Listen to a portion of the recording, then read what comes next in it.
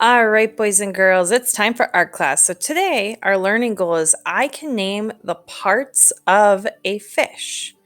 And our second learning goal is I can draw a fish.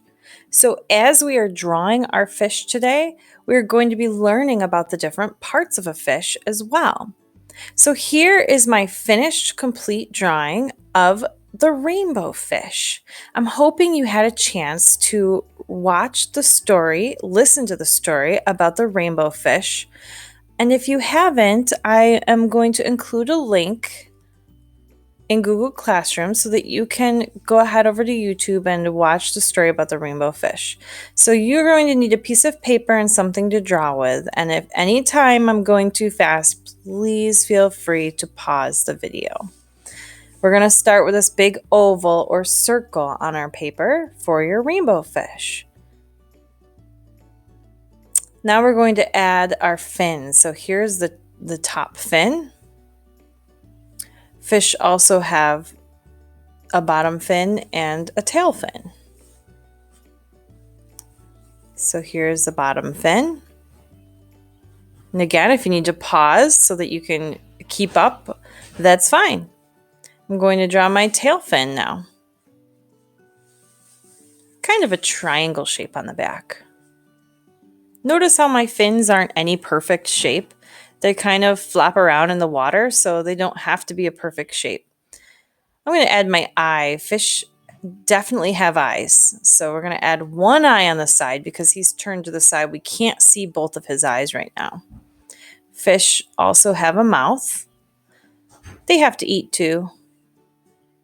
And on the side, very important, they have something called gills.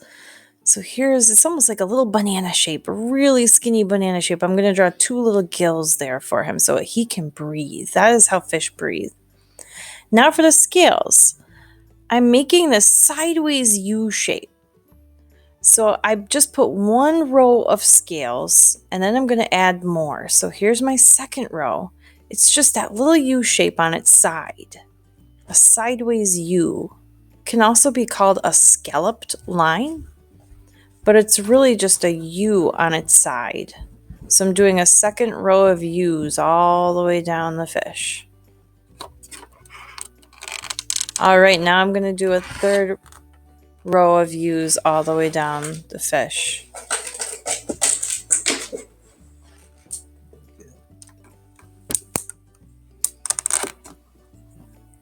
I'm going to continue my U's all the way down until I fill up the entire body with scales. Scales are really just a fish's skin.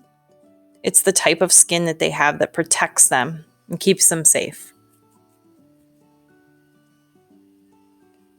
So now I have my fish drawn, but the rest of my paper is a little bit blank and kind of boring.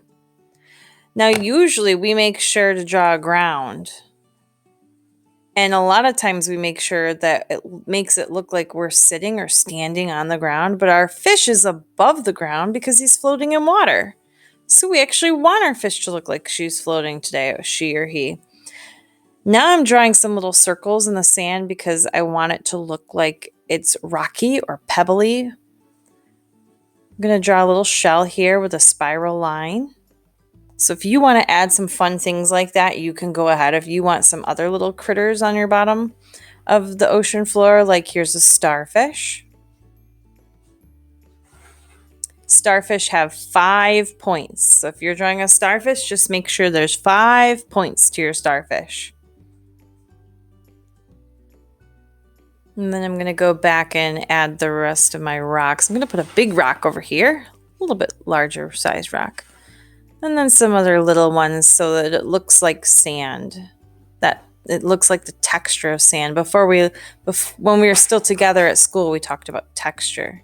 All right, I'm going to draw a wavy line going up and back down for some seaweed. We're at the bottom of the ocean right now. We need some seaweed. Here's another wavy line. Now this next one's going to be a little different. It's going right behind my fish. But stop when you get to your fish. Hop over and come out the top, wavy line, and then come back, hop over. and come out the bottom. Don't go through your fish. You want it to look like it's behind your fish. I'm going to draw my fish a little friend so he's not alone. So I'm going to draw another little oval with a bottom fin, a top fin, a tail fin, some little gills. I'm just going to draw 2 little lines for my gills, an eye and a mouth, and of course the scales. So if you remember from that first fish, those are all of the different parts that we talked about. And now, unless there's more details you would like to add, we are ready to color. So you can get as creative as you'd like with your rainbow fish. In the actual book, the fish is blue and pink and green. And in my fish, I'm going to actually make him the colors of the rainbow. So I'm going to go look for my red, orange, yellow, green, blue, purple, because those are the colors of the rainbow, right? So, all right, here we go. I'm going to start with my red, and then we add the orange, the yellow. Again, you can make your fish however you want. Just because he's called the rainbow fish, you don't have to make him rainbow today. But if you'd like to, that is the way that I'm going to do it.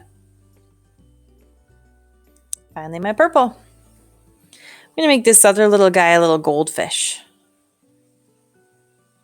Color my seaweed green. Got a darker green I'm working with right now. I have a lighter green ready for this middle one. A couple different shades of green there. I'm going to color my sand a brown color. I've got a purple shell, blue for the water. That just makes sense. Try to fill in all those white spaces, do a nice coloring job. Just like we were in art class. Fill up all those white spots, as Mrs. Bailey always says. I have 1 white spot left, gray rock. All right, so there is my finished rainbow fish. I hope you enjoyed making it, and if you need to rewind and go back at all, please do that. That's the beauty of having it on a video. You can always rewind or pause. So once you're done, don't forget to click on that green plus sign and make me a video, show me your fish, and tell me a little bit about making it. A glow and a grow. A glow is something that went really well that you like, how it turned out. And a grow is something you think you could have done better. Can't wait to see your pictures, boys and girls. Have a great day.